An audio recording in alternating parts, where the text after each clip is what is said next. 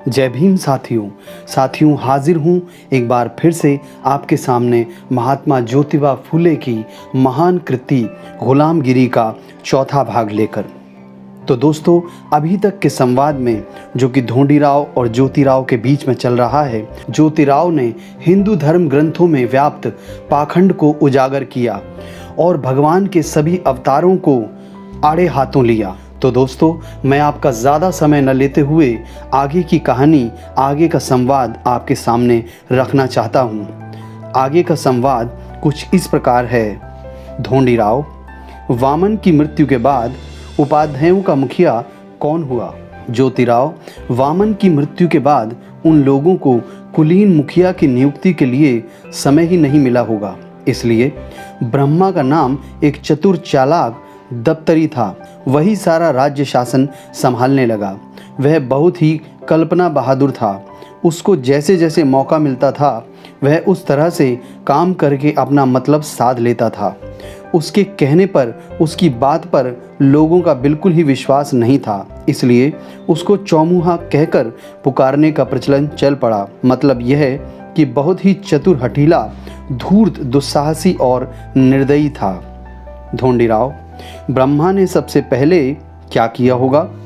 ज्योतिराव, ब्रह्मा ने सबसे पहले ताड़ वृक्ष के सूखे पत्तों पर कील से कुर्दे कर लिखने को तरकीब खोज निकाली और उसको जो कुछ ईरानी जादू मंत्र और व्यर्थ की नीरस कहानियाँ याद थी, उनमें से कुछ कहानियाँ उसमें मिलाकर उस काल की सर्वकृत चालू भाषा में आज की पारसी बहती जैसी छोटी छोटी कविताओं की रचना की और सबका सार ताड़ वृक्ष के पत्तों पर लिख दिया।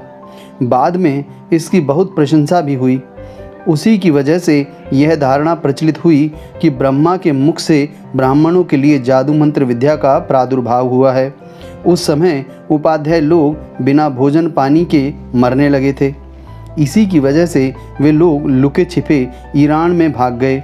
इसके बाद उन्होंने यह नियम बना लिया था कि अटक नदी या समुद्र को लांघकर उस पार किसी को नहीं जाना चाहिए और इसका उन्होंने पूरा बंदोबस्त कर लिया था। ढोंडीराव, फिर उन्होंने उस जंगल में क्या क्या खाकर अपनी जान बचाई? ज्योतिराव, उन्होंने वहाँ के फल, पत्तियाँ, कंदमूल और उस जंगल के कई तरह के पंछी और जानवरों को ही नहीं बल्कि कई लोगों ने अपने पालतू घोड़ी की भी हत्या करके उन्हें भून करके खाया और अपनी जान बचाई। इसलिए उनके रक्षक उन्हें भ्रष्ट कहने लगे। बाद में उन पंडों ने कई तरह की कहानियों में फंस जाने की वजह से कई तरह के जानवरों के मांस खाए, लेकिन जब उन्हें उस बात की लज्जा आने लगी तब उन्होंने किसी भी प्रकार का मांस खाने पर रोक लगा दी होगी। लेकिन जिन ब्राह्मणों को पहले से ही मांस खाने की आदत लगी थी, वह आदत को एकदम से छुड़ाना बड़ा मुश्किल बात थी।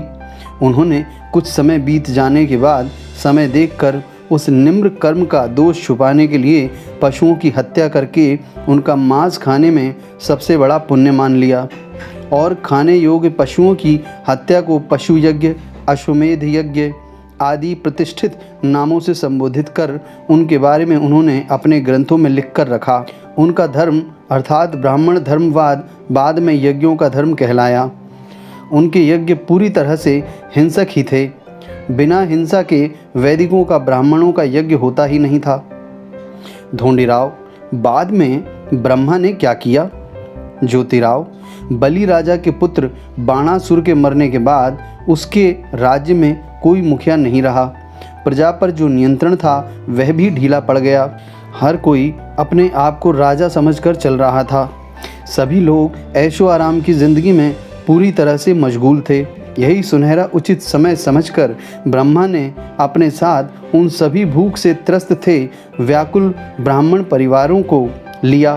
फिर उसने राक्षसों पर रक्षक, जो ब्राह्मणों के यहाँ के मूल निवासियों के रक्षक थे, उन्हें राक्षस कहा गया होगा। राक्षस शब्द मूलतः रक्षक अर्थात रक्षण करने वाला होना चाहिए। रात में एकाएक हमला बोल दिया और उनका पूरी तरह से विनाश कर दिया।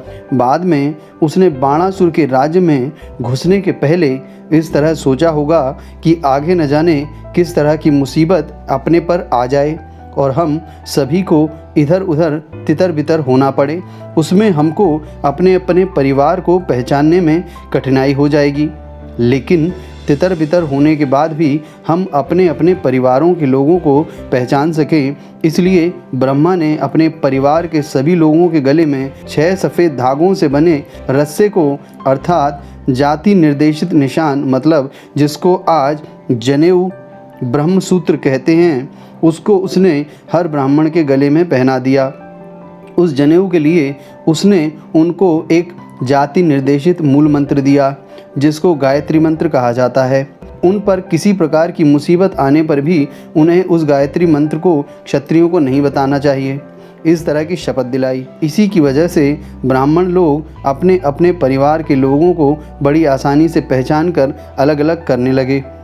ढोंडीराव, उसके बाद ब्रह्मा ने और क्या क्या किया? ज्योतिराव, ब्रह्मा ने अपने उन सभी पारिवारिक ब्राह्मणों को साथ में लेकर बाणासुर के राज्य में घुसपैठ की, फिर हमला किया। उसने वहाँ के कई छोटे बड़े सरदारों के हौसले नाउम्मीद कर दिए। उसने अधिकांश भूक्षेत्र अपने अधिकार के लिए लिया और युद्ध में कमर कसकर लड़ने वाले महारी, आज का शब्द का अपभ्रंश रूप महार है, क्षत्रियों के अलावा जो लोग उसकी चंगुल में आ गए थे उनका सब कुछ उसने छीन लिया। बाद में उसने सत्ता की गर्मी में उस सब क्षुद्र लोगों जिनका अपभ्रंश शूद्र है को अपना गुलाम बनाया। उसने उनके कई लोगों को गुलाम स्वरूप सेवा के लिए अपने लोगों के घर घर बांट दिया। फिर उसने गांव-गांव में एक एक ब्राह्मण सेवक भेजकर उनके द्वारा भूक्षेत्र विभाजन करवाया और उन शेष सभी शूद्रों को कृषि कार्य करने के लिए मजबूर किया। उसने इन कृषक शूद्रों को जिंदा रहने के लिए ज़मीन की उपज का कुछ हिस्सा स्वयं लेकर शेष भाग इन स्वामियों को देने का नियम बनाया। इसी की वजह से उन ग्राम सेवक ब्राह्मण कर्मचारियों का नाम कुलेकर्णी, जिसका अपभ्रंश रूप है कुलकर्णी, हो गया और उसी प्रकार उन शूद्र कुलों का किसान नाम कुलवाड़ी, जिसका अपभ्रंश शब्द है कुंबली या कुनबी, हो गया। लेकिन उन दास कुनबियों औरतों को हमेशा ही खेती का काम नहीं मिल पाता था। उनको कभी कभी ब्राह्मणों के घर का काम करने के लिए मजबूर होकर ही क्यों न सही लेकिन जाना पड़ता था। इसलिए कुनबी और दासी, इन दोनों में कोई अर्थ भिन्नता नहीं दिखाई देती।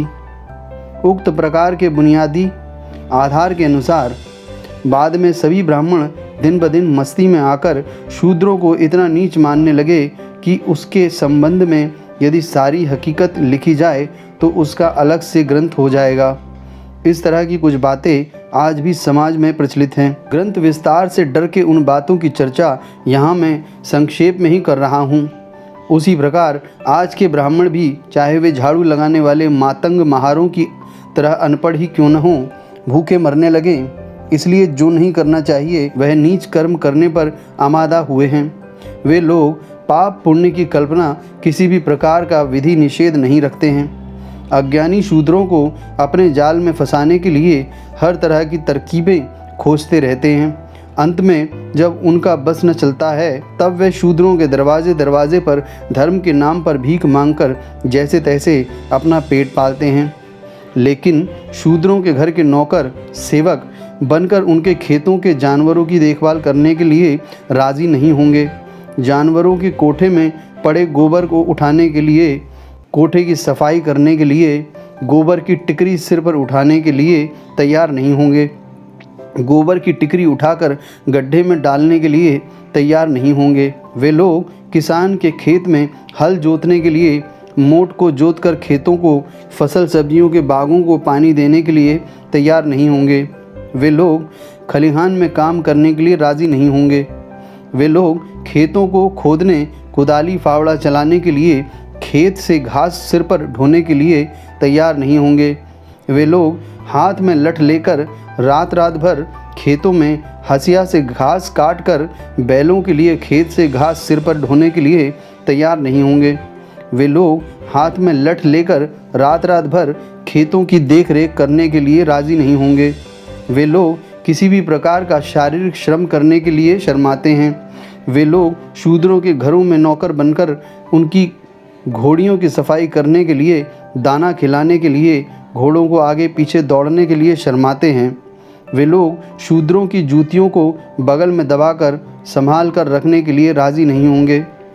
वे लोग शूद्रों के घरों की साफ़ सफाई करने के लिए, उनके घर के जूठे बर्तन की साफ़ सफाई करने के लिए, उनके घर की लालटेन साफ़ करने के लिए तैयार नहीं होंगे। वे शूद्रों के घर पर लीपा पोती का काम करने के लिए तैयार नहीं होंगे। बस स्टेशनों पर माल धक्के पर कुली कबाड़ी का काम करने के लिए शर्माते हैं। इसी प्रकार ब्राह्मण औरतें शूद्रों की नौकरानियां होकर शूद्रानियों को नहलाएंगी नहीं, उनके बाल कंघी नहीं कर देंगी, शूद्रों के घर साफ़ सफाई का काम नहीं करेंगी, शूद्रानियों के लिए बिछाना लगाकर नहीं देंगी, उनकी साड़ियाँ उनके कपड़े धोने के लिए राज़ी नहीं होंगी, उनकी जूतियाँ संभालने के लिए तैयार नहीं होंगी, शर्माती हैं। फिर महार लोग अपने शूद्र भाइयों को ब्राह्मण के जाल में मुक्त करने की इच्छा से ब्राह्मण से प्रतिवाद करने लगें, उन पर हमले करने लगें कि वे शूद्र का छुआ हुआ भोजन भी खाने से इनकार करते थे।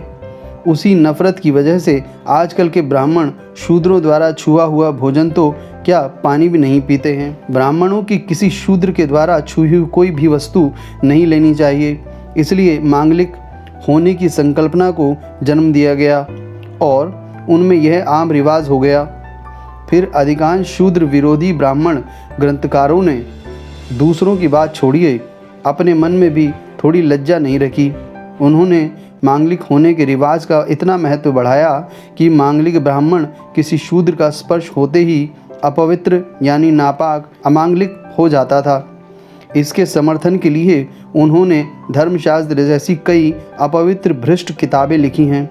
ब्राह्मणों ने इस बात की भी पूरी सावधानी रखी कि शूद्रों को किसी भी तरह पढ़ना लिखना नहीं सिखाना चाहिए, उन्हें ज्ञान ध्यान नहीं देना चाहिए, क्योंकि कुछ समय बीत जाने के बाद यदि शूद्रों को अपने बीते हुए काल के श्रेष्ठत्व की स्मृतियाँ हो गईं, तब वे कभी न कभी उनकी छाती नोचने के लिए कोई भी कसर बाकी नहीं रखेंगे, उनके खिलाफ बगावत विद्रोह करेंगे। इसलिए उन्होंने शूद्रों को पढ़ने लिखने से, ज्ञान ध्यान की बातों से दूर रखने के लिए पूरा षड्यंत्र रचा था।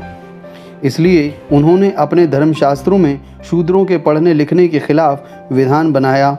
उन्होंने इतना ही नहीं बल्कि कोई ब्राह्मण यदि धर्म ग्रंथ का अध्ययन कर रहा हो तो उसके अध्ययन का एक शब्द भी शूद्रों के कान तक नहीं पहुंचना चाहिए।